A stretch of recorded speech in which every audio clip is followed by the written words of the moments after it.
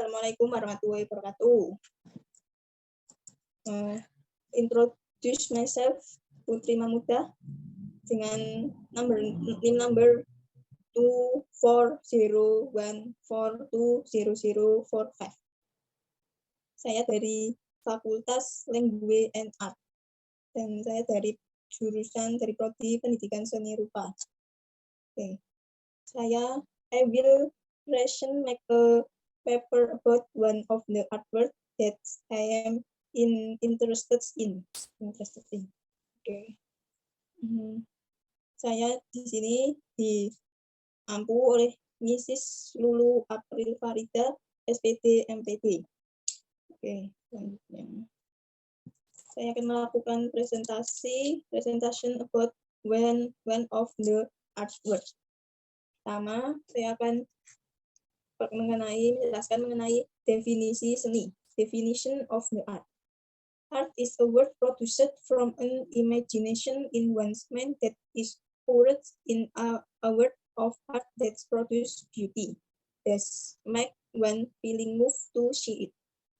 Jadi, seni adalah sebuah karya yang dihasilkan dari sebuah imajinasi di dalam pikiran seseorang yang dituangkan dalam karya seni dan akhirnya menghasilkan sebuah karya seni yang membuat perasaan seseorang senang ketika melihatnya. Sedangkan menurut Ki Hajar Dewantara, argues that art is the result of beauty that is able to move beautiful feeling of anyone who see it. So that's whatever human action that can influence and create beautiful feeling are called art. Jadi menurut pendapat Ki Hajar Dewantara itu, seni itu dipengaruhi oleh perasaan seseorang dan akhirnya dituangkan dalam sebuah karya seni yang menghasilkan sebuah keindahan yang dapat dinikmati oleh setiap orang. Oke, selanjutnya peralatan yang digunakan dalam seni.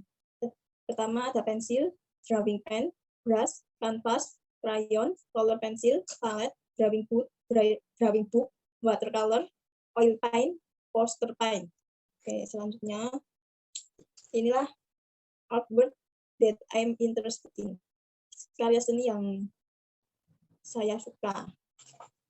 Ini adalah karya seni dari pelukis ternama yaitu Leonardo da Vinci dengan lukisannya yaitu Mona Lisa. Okay. Lukisan Mona Lisa is an oil painting on poplar wood made by Leonardo da Vinci. Mona Lisa painting includes classic painting that have been made since 1503 by the famous painter Leonardo da Vinci. This painting can be seen in the Louvre Museum of Paris. The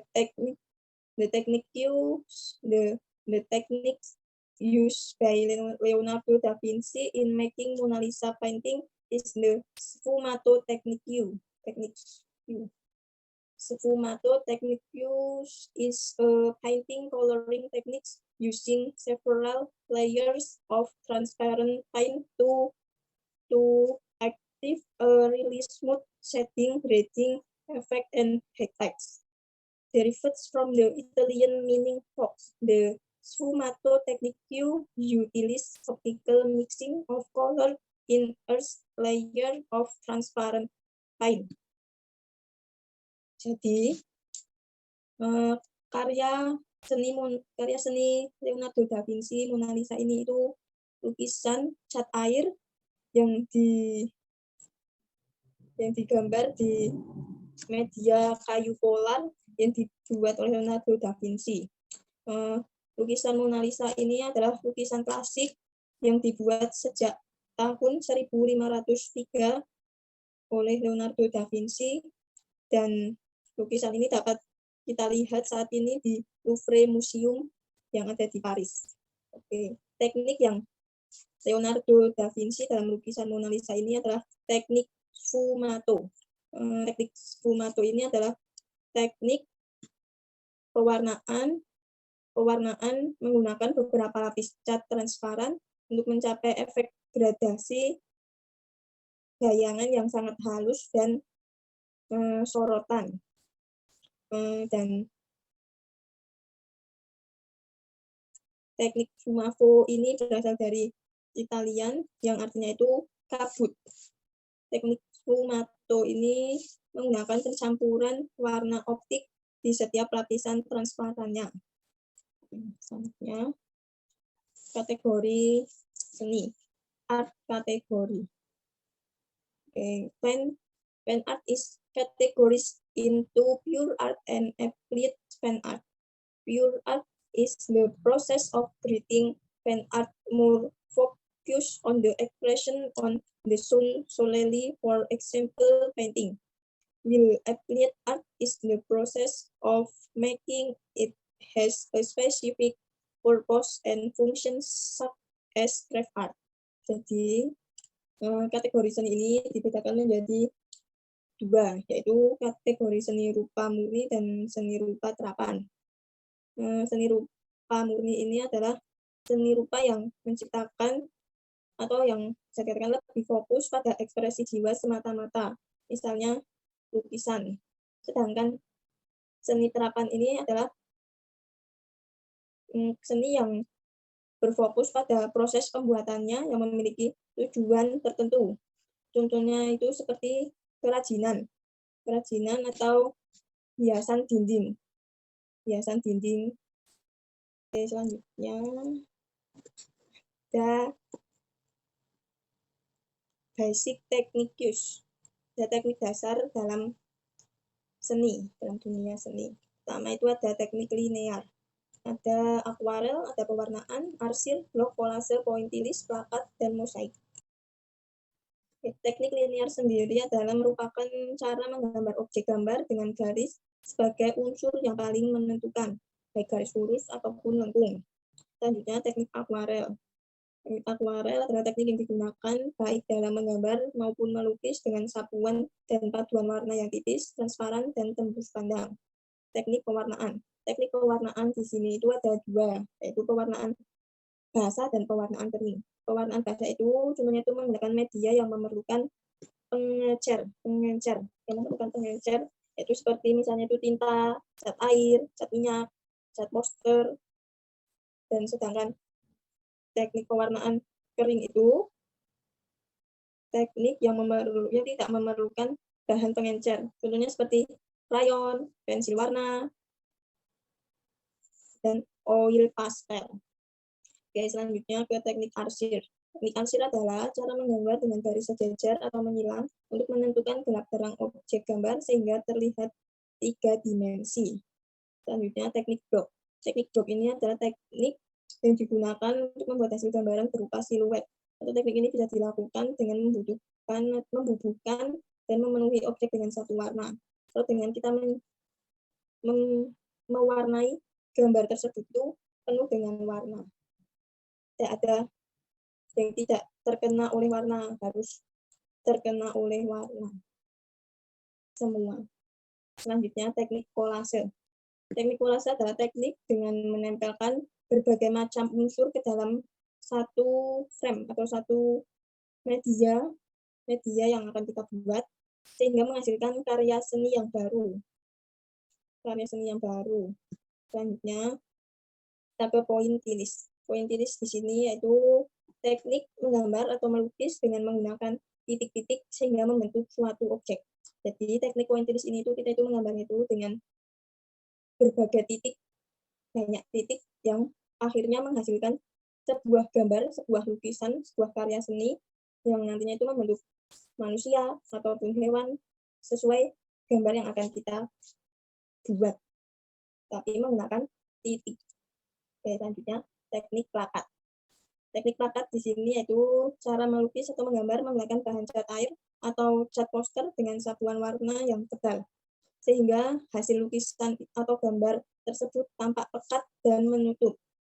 Dan teknik itu biasanya itu dilukis atau digambar dalam kertas, di kertas ya medianya.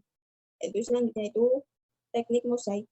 Teknik mosaik adalah karya seni yang menggunakan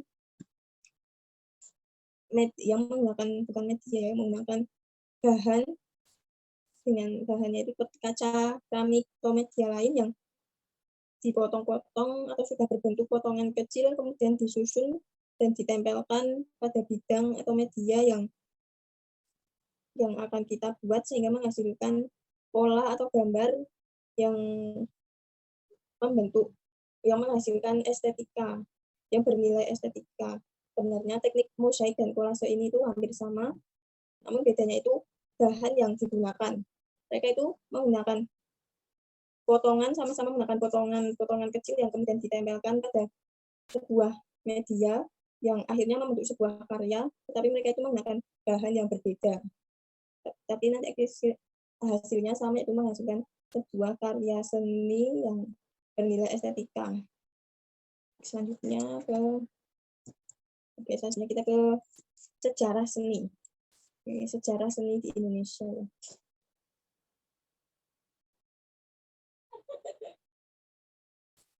Fan art history.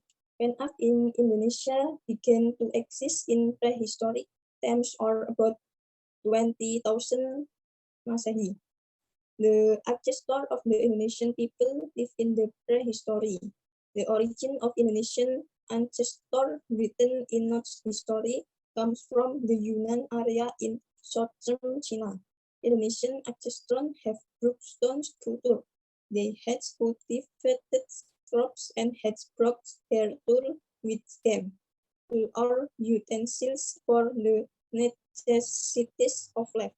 It's true that the art that was created closely related to the belief believed at the time. In besides that art is for daily use, art that stem beliefs moving around and in caves.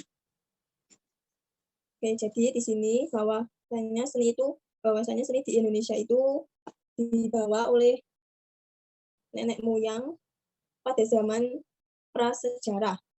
Pada zaman prasejarah dibawa oleh nenek moyang yang mereka itu bercocok tanam dan membawa alat-alat atau perkakas keperluan hidupnya. Dan ternyata seni rupa itu mereka ciptakan untuk keperluan sehari-hari. Dan karya seni yang mereka ciptakan itu terkait dengan kepercayaan atau keyakinan mereka pada zaman tersebut. Dan mereka itu hidupnya itu berpindah-pindah dari satu gua ke gua yang lainnya. Selanjutnya, selesai ternyata. Jadi begitu. Jadi pada intinya seni rupa itu jadi dapat dikatakan bahwa sejarah seni rupa adalah suatu catatan peristiwa terjadinya ciptaan visual 2 atau 3 dimensional dari waktu ke waktu secara periodisasi dan akhirnya mencapai titik puncak atau dengan istilah seni klasik. Perkembangannya ini menunjukkan sebagai suatu pertumbuhan dari awal sampai sekarang ini, selalu menunjukkan sebuah pertumbuhan yang akhirnya menghasilkan sebuah karya seni yang sekarang dinamai karya seni disebut dengan seni. Oke, selesai. Thank you. Jadi kesimpulan yang dapat saya sampaikan dalam presentasi ini adalah bahwa seni itu dapat dihasilkan dari sebuah imajinasi dalam pikiran seseorang yang dituangkan dalam karya seni yang dapat dinikmati oleh setiap orang yang melihatnya. Sehingga kita itu bisa dapat mengekspresikan sesuai dengan perasaan atau keadaan yang sedang kita rasakan. Jika kita ingin berkarya seni ya sesuai dengan imajinasi atau ide yang ada dalam pikiran kita saja. Dan batasannya itu ya kita yang membatasi sendiri. Itu sih. Oke. Terima kasih. Kurang lebihnya mohon maaf. Wassalamualaikum warahmatullahi wabarakatuh.